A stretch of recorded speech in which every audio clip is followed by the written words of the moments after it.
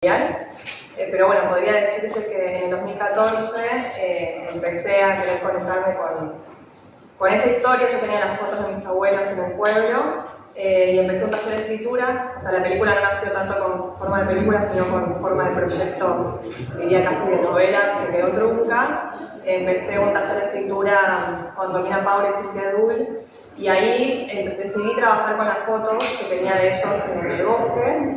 Y como venía preguntando un poco de la historia y nadie sabía nada, dije, bueno, lo que no sé lo voy a inventar. Como que un poco empezó por ahí, empecé a escribir como ciertos textos narrativos, donde enseguida surgió la necesidad de que esté presente como una primera persona, que era la mía. O sea, no solo recuperar la historia de ellos, sino como eso, que aparezca una primera persona donde se dialogue entre esa historia y la mía. Entonces, como que un trabajo de 3 años que hice ahí, sin estar pensando en la película, pero que generó como bastante material de ese universo. Y bueno, y después de esos primeros 3 años, por distintas coyunturas, yo estaba justo cursando un seminario documental en la facultad, como influenciada por algunas películas, etc. Dije, esto que estoy haciendo puede tomar la forma de una película, y así un poco fue como el primer disparador. ¿Te pusiste en contacto con otra gente del frame de tu abuelo o no? No, en realidad no. O sea, hay alguno que otro que quedó contactado con mi papá, pero la verdad hijos, nietos, nada. No, en un momento del proceso sí de la película, ya no me acuerdo ni cómo, me puse en contacto con una mujer de Estados Unidos, que también sus suegros venían del mismo pueblo. Yo empecé con esta idea de traducir el libro, que bueno, es un libro de más de 500 páginas, digo, no era fácil, y decidí elegir empezar por los textos que escribió mi abuelo, que encontré en Google un índice en inglés que decía un poco qué era todo lo que había. Entonces empecé así, con la ayuda del IVO, que es el Instituto de Yiddish, que está acá en Buenos Aires. Y en un momento, ya no me acuerdo cómo, llegué a esta mujer que tenía traducidos 2 capítulos y que tenía una historia, vinculada con el pueblo. Pero de acá la verdad es que eso se desarmó un poco, de alguna manera, en la generación de mi papá. No sé si alguien quiere preguntar algo. Para mí, que me hablas de tu historia personal, estás hablando de la historia de todos nosotros, ¿no? Como un pueblo sometido, la dictadura, el ambiente desaparecido, es una participación del movimiento LGTB.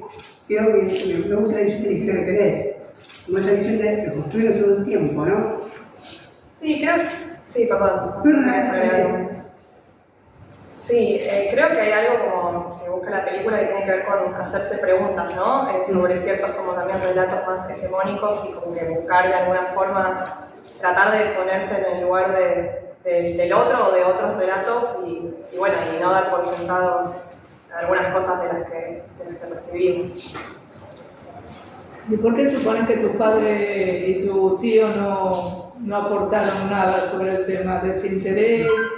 Silencio, respeto por el otro. Algo fueron aportando, fue distinto, también fue un proceso muy largo, entonces no fue lo mismo desde que empezó a cómo terminaron ellos también. Creo que hubo ahí algo que se transformó tanto en ellos como en nuestro vínculo también, y creo que tiene que ver con ser como la generación del medio, o sea, entre la historia de mis abuelos y mi generación.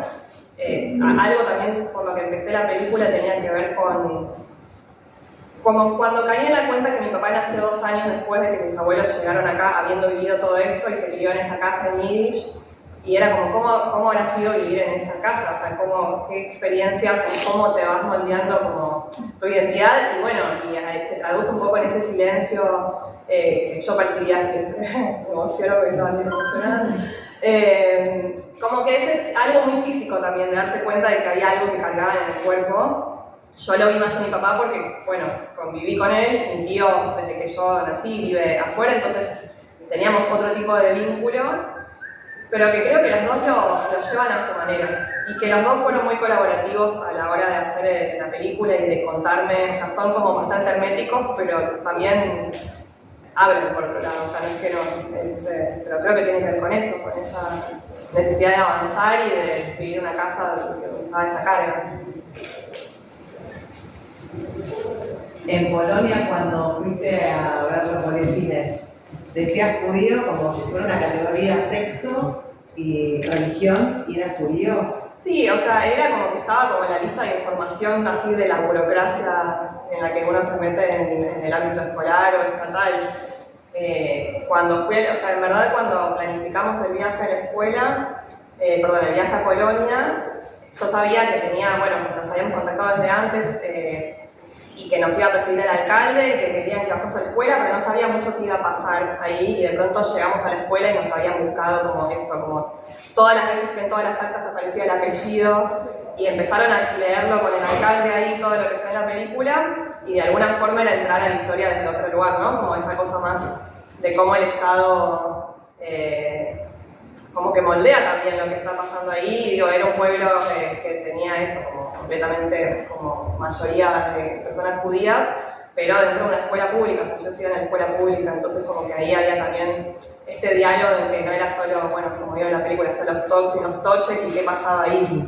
Eso fue como bastante impactante también de ver. Sí.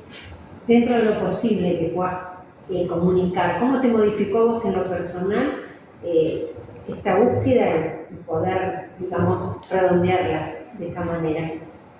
No, fue completamente transformador, la verdad. Yo empecé la película pensando que quería hacer esta historia, contar la historia de mis abuelos y había como mucha intriga alrededor de ese tema y del tema también de la Shoah.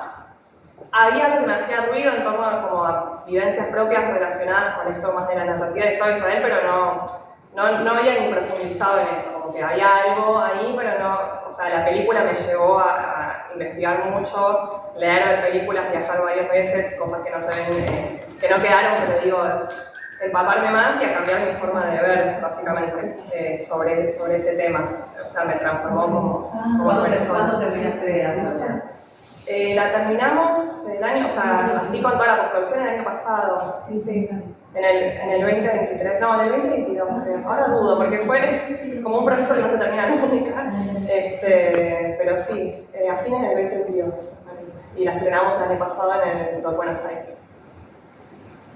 ¿Y qué te pasa hoy en este contexto con lo que pasó después de la película? ¿No? Lo que está pasando en Franja de Gaza. Y, o sea, es como muy movilizante y siento que se resignifica todo el tiempo. O sea, yo tuve la primera proyección fue en el DOC antes de octubre y después en el Borges justo como el 12 de octubre, algo así. Entonces esa proyección, o sea, una proyección que de pronto volví a ver la película en ese contexto y era, bueno, se resignificaba. Y la reacción también del público estaba muy atravesada por eso. Yo creo que es como, por otro lado, muy necesaria para generar una discusión en este momento, sobre todo. Es difícil también, como que es como un contexto muy difícil para hablar de este tema, pero por otro lado siento que es una película que abre las puertas a poner sobre la mesa esas preguntas también. Por otra parte, vos dejás muy clara tu posición ideológica, ¿no? También en la película. Sí. En un momento lo decís claramente. Sí, es por eso en algún punto con la película, o sea, está buenísima la conversación que se genera a posteriori y a la vez es como, bueno, parte del recorrido que se hace en la propia película. Claro, cuando en un momento vos decís que en las escuelas empezó a dejar de ser, fue como una transición del ser judío al ser israelí, ¿no? Sí, hay algo de la identidad, como también fue una pregunta que fue surgiendo, como de pronto yo me di cuenta en un momento que tenía, los 4 abuelos venían de Polonia, del lado de mi mamá también. No sabía polaco, no sabía yiddish, pero sabía hebreo. Claro. ¿Por qué? O sea, obviamente hay un montón de razones y también es parte de mi identidad de todo eso, pero como que había algo de decir qué pasó en el medio, porque fueron decisiones que se fueron tomando y que hicieron que yo no pueda desaparentarme con la historia de mis antepasados, que seguro tenían una identidad judía muy distinta a lo que hoy entendemos como identidad judía. Claro. Porque además eran polacos. Después cuando yo viajé a Polonia y me hospedé, por ejemplo, en un viaje que hice con mi hermano, nos hospedamos en la casa de una familia polaca, que todas las mañanas nos cocinaban vareniques para desayunar, que era lo que cocinaba mi abuela, pierogis son allá. Y era como, esto no era una comida judía, era una comida polaca, o sea, o de la región, y entender que mis abuelos también habían sido polacos, no solo judíos, que había ahí como un diálogo y que hasta el día de hoy también en Polonia hay como una influencia de los judíos que vivieron ahí. ¿Y hoy qué pensás de Polonia? ¿En qué sentido? Es decir, porque en algún momento vos dijiste, estoy tratando de conseguir un pasaporte y lo que entiendo es que no quieren que sean polacas. La pregunta es, ¿hoy qué pensás de Polonia habiendo tenido toda la cantidad de datos que tenés? Y eso fue uno también de los grandes cambios que la propia película generó. Primero no había documentos de mi familia, o decían que no había documentos de mi familia. Yo cuando viajé, o sea, que se ve en la película, como fue la primera vez que yo viajé, y volví con un montón de documentación que encontré, que no es que era el objetivo principal de la ciudadanía, pero estaba. Y estaba eso en el aire, de esa cosa de nosotros no queremos ser esto, y a mí me habían tratado muy bien, o sea, fueron los mejores anfitriones que tuvimos a lo largo de todo el viaje que hicimos, muy hospitalarios, muy con ganas de contar de esto, de que buscaron en la escuela, o sea, con muchas ganas de conectarse con esa historia. Entonces yo lo resignifiqué de otra manera, y cuando se lo conté a mi papá, de alguna forma él también me dijo que como que eso lo reconciliaba con esa historia, y después justo mágicamente aparecieron los documentos que faltaban. Ahora yo soy polaca, mi papá es polaco, y tomar. De hecho, él nunca... Yo empecé sola el trámite, después mi hermano se sumó, y como pocos días antes de que había que hacerlo, fue como, bueno, tal vez sí, quiero también mi papá, y como que era algo muy simbólico más allá del pasaporte, el hecho de que él tenga ganas de ser polaco también. Entonces, yo tengo una visión de Polonia que es hermosa, o sea, para mí fue buenísimo poder como traer otra mirada de eso que nos habían contado. ¿Y quién tiene más responsabilidad, Alemania o Polonia, en el trato de los judíos? Yo creo que no son cosas tan comparables en realidad, y eran, o sea, una cosa es los alemanes que iniciaron esta guerra, y después está esta cosa de que, como la generación de mi papá traía, que tenía que ver con mi vecino polaco que me delató y todo ese tema. Pero bueno, yo fui y estaba esta mujer, por ejemplo, que pasó todo lo contrario. Me parece que no se puede generalizar tampoco en ese sentido.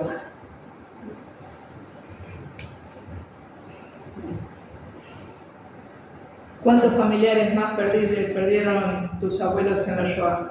No, de todos. O sea, mi abuelo tenía como 8 hermanos, mi abuela una sola, y uno de los hermanos de mi abuela ya estaba en Argentina desde antes, pero todos los demás no, y sus padres y todos. ¿Y tu familia materna? Mi familia materna vino antes de la Segunda Guerra. Vinieron como en el periodo anterior.